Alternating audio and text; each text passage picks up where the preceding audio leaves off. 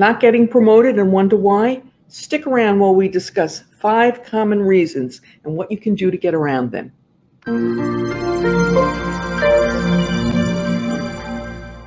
Welcome to the AP Now podcast, the podcast that covers trends, insights, and emerging issues impacting every accounts payable function. Hi guys, welcome.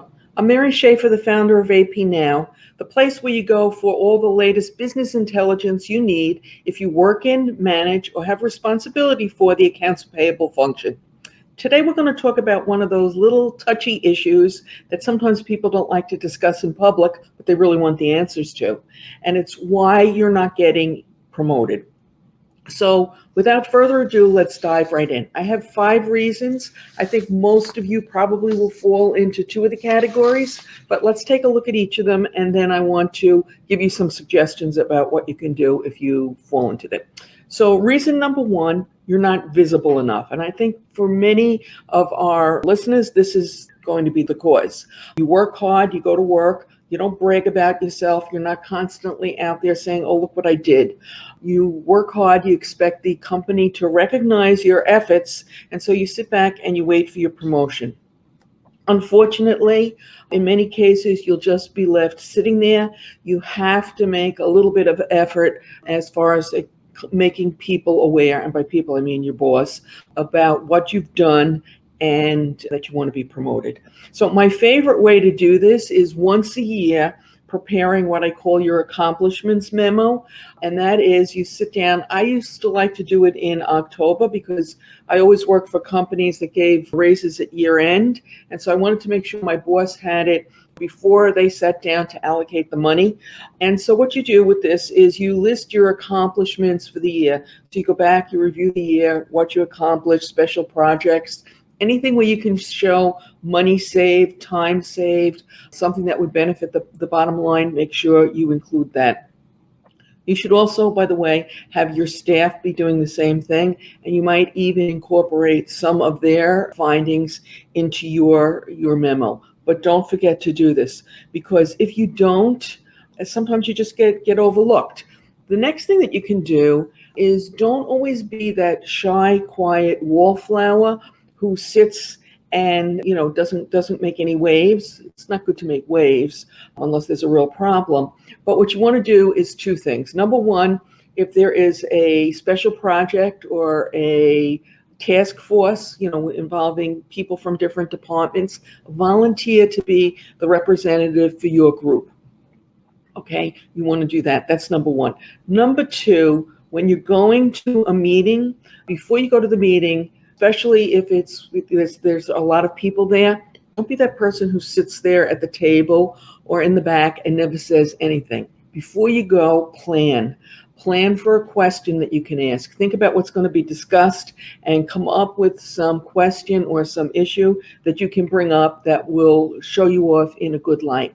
Sometimes you only have to think about this for 5 or 10 minutes, but if you wait until you get there and you think, well, as the conversation goes along, I'll see if I have anything to add, you won't have anything to add. The meeting will be over and you won't have said anything, and you won't have, that opportunity, if you will, to shine a light on yourself.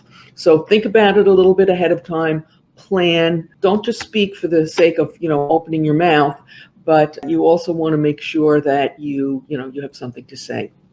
Lastly, one of the little rules of thumb that I like to use is if you go to a meeting and all of the things being equal, and I will say this, that they're not always equal, but if there are 10 people there, then you should be speaking 10% of the time. Now, of course, if somebody's giving a presentation, they're going to speak more of the time, but you want to make sure that you speak up so that people get to know you and recognize you and realize that you have something to bring to the table. Okay. I've kind of beat that horse probably. You get the idea. Reason number 2, and this one is really difficult. It's going to be difficult for you to ascertain, and it's going to be even more difficult, or at least it would be for me, to figure out what to do about it. So reason number 2, you're a difficult person. Now, how do you determine if you're a difficult person? In most cases, difficult people don't realize they're difficult. So if you suspect that this might be the case, and you have a real good friend who works in the organization, you can ask them about it. Are you? So some other tips or some other ways that you might be able to determine whether you're being viewed as difficult is if you become defensive, you take things personally, and it's hard not to, believe me. I'm a fine one to talk about not taking things personally. Do you employ intimidation tactics when you don't get your own way? Are you passive aggressive? Do you jump to conclusions? Are you frequently arguing with people in other departments? Now, if you're in accounts payable, you're going to argue with people in other departments when they're doing things like they're coming down asking for a reimbursement when the check run's been done, for example, or when they're looking for reimbursement for something that is not allowed. So as I said, this is a difficult one to ascertain, but go ahead and talk to a friend if you will. And it will only be the case in a few cases. Most of the time, you're going to run into either the one I already discussed or the one I'm about to discuss. But before we talk about what to do if your boss needs you in your current position, I want to point out that if you want some tips and insights on running a more efficient accounts payable function or about your accounting, finance, accounts payable career, please subscribe to the channel. And if you're watching on YouTube, please ring that bell to be notified whenever we post a new episode, which happens 2 or 3 times a week. Okay. So your boss needs you in your current position. Well, it's great that you've made yourself indispensable, but that carries with it a weight, and the weight is, of course, that you're not getting promoted. So what can you do about this? Well, the real easy answer to that is you want to make sure that you've trained somebody on your staff to be your replacement that can step in and do your job. But at the same time that you're doing that, you want to make sure you have that replacement. You also want to make sure that you're acquiring new skills so that you can qualify for that promotion. If the reason you're not getting the promotion is not only do they need you in your existing job, but you don't have any other skills that would make you a great candidate for that next level job, you need to take care of both things at the same time. Now, sometimes when we tell people, you need to train your replacement, they get a little defensive because they're worried about, keeping their job, staying employed. And that, it is what it is. But really, if you continue to upgrade your skills, you're going to be somebody that they're going to want. So if you're indispensable, you want to look at your current position, think about, okay, what can I do to make myself indispensable? And at the same time that I'm doing that, make sure that I have the necessary skills and abilities for another job, for a high level job. And of course, you always want to make sure that your boss knows that you want that other job. You want to be promoted. You don't want to stay forever in your current job. Sometimes if you don't talk and you don't tell people, they just assume you're happy and you don't want to be promoted.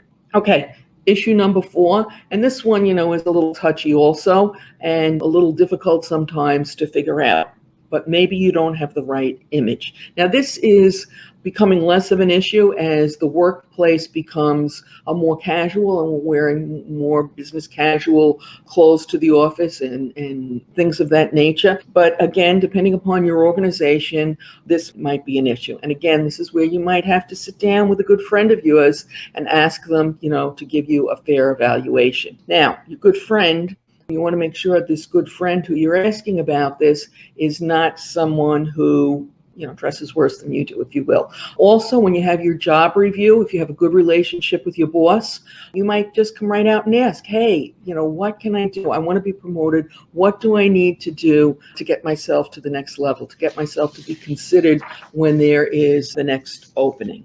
Okay, and if you have a good relationship with your boss, they'll tell you the truth, okay? And again, don't get defensive with whatever they tell you. So that's another issue. Okay, last reason why you're not getting promoted, and this probably is fairly common also. Your company has no place to promote you to. There are no openings, nobody's left.